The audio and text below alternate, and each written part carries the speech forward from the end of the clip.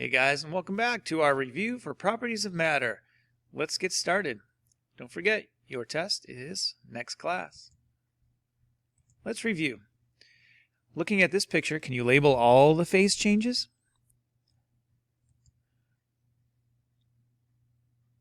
Where do you see melting happening? Vaporization and condensation. Let's start with melting. Melting is happening inside the pan as the ice cubes turn to liquid water. Vaporization occurring here as water boils and turns to a gas. And finally, condensation. Here's the one some people miss. Why are there water droplets on the bottom of this cold pan? As the vapor hits the cold pan, it condenses back into a liquid. Those are the three phase changes of matter. All right, guys. Today we're going to review a little bit more. Don't forget your test is next class. Here's another thing you might see on your test. Phase change diagrams or graphs. Which part of the graph shows condensation? Where is the solid liquid? Let's figure out where all of these things are located. All right, our graph starts with the solid being tightly packed molecules closely together, not moving. A solid can be heated up. Remember, temperature is over here. The liquid phase will be found here. Molecules are farther apart, able to flow. And yes, you can heat up a liquid. The gas can be found here, where the molecules are most far apart, moving very quickly.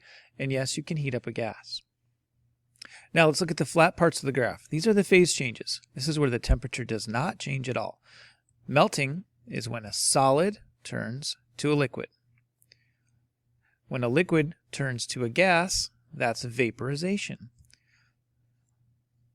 Now, let's reverse the process. A gas going to a liquid is condensation. A liquid turning to a solid is solidification.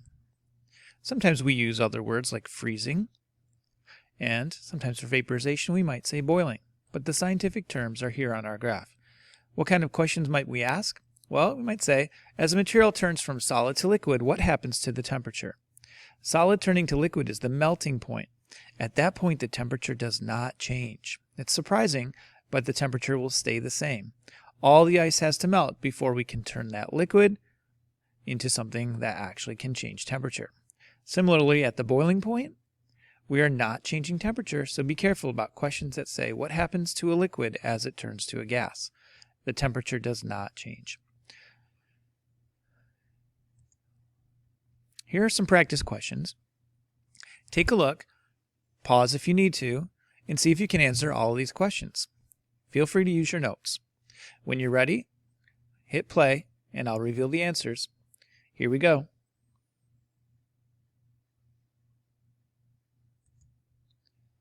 Here are the answers for the first 4 practice questions.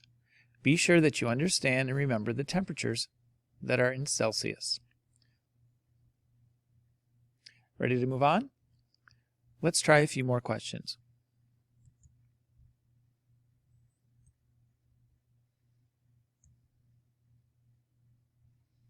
Pause, and when you're ready, hit play. Here we go.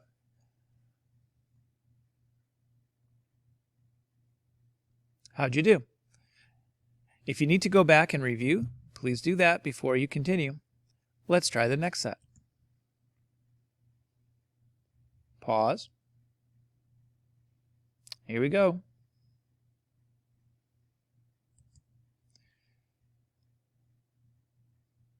Hopefully you're doing pretty well on these questions. These are very similar to what you might see on your unit test. So how are we going to be successful? In Schoology and in your packet is a review. Make sure you know the basic meaning of all the property words, the words that you use in your superhero project, like luster, malleable, ductile, magnetic, flammable. You know the words. Make sure you know all the definitions. Here's an idea. Create a chart that includes all the ones you didn't know. Know the basic characteristics of matter. How are the motion, position, volume, shape, and energy of solids and liquids and gases? How are they different? How are they similar? Know the terms about the phase changes. Remember that phase changes do not involve a change in temperature. The temperature stays the same during melting, condensation, evaporation, freezing, and sublimation. Let's see if we can complete this chart. If you need to pause and come back for the answers. Here we go.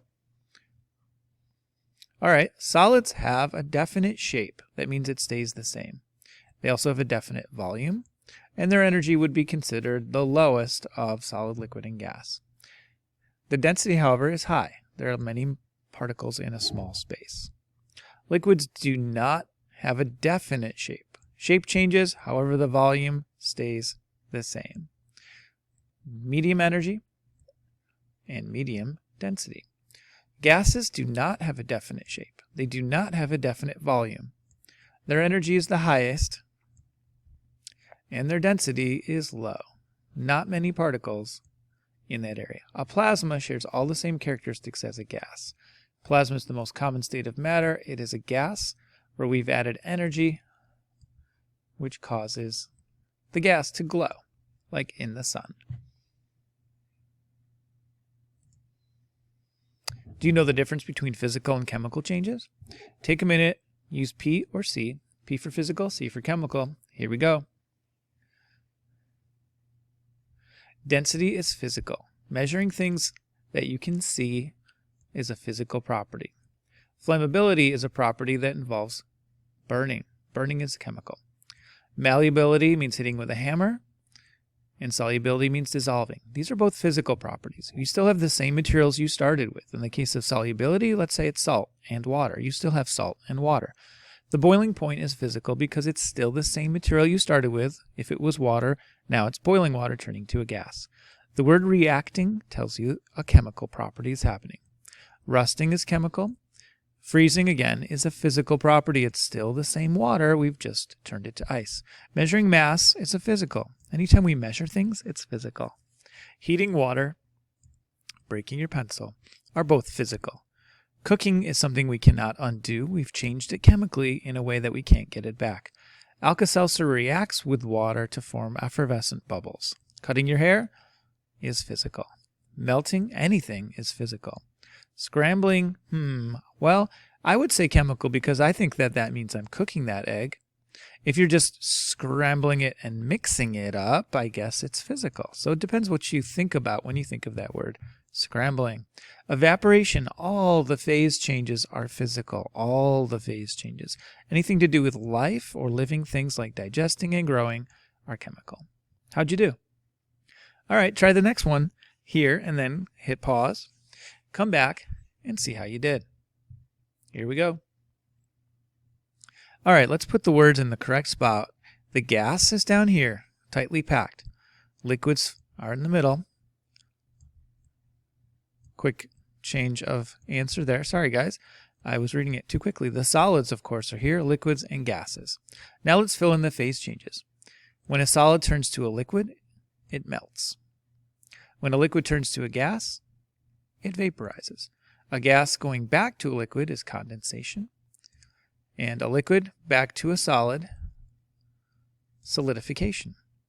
By the way, what's it called when a solid turns directly to a gas? Well, that's called sublimation. Remember dry ice? Well, that's something you might see on your test too.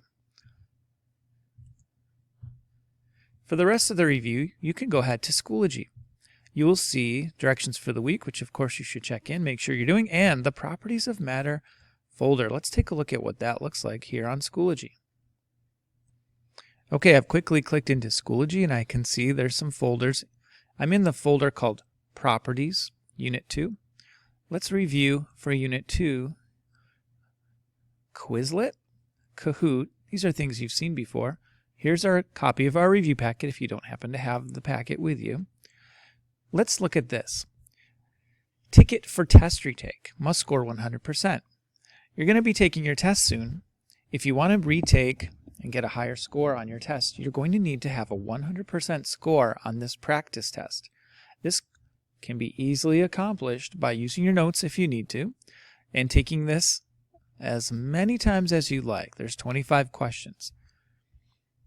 Remember, guys, this is going to help you study, and if you get 100% on this, then you're allowed to take retakes on your test. That might be something worth doing. I'm thinking that if you do this and can score 100%, you probably won't need to do a retake. So do your best, and let's hope that everyone gets a really high score on their Properties of Matter Unit 2 test. Can't wait to see how you do. Well, folks, thanks for joining us on the review. Hope you do really well on that test, and I'll see you next time. Thanks for trying science.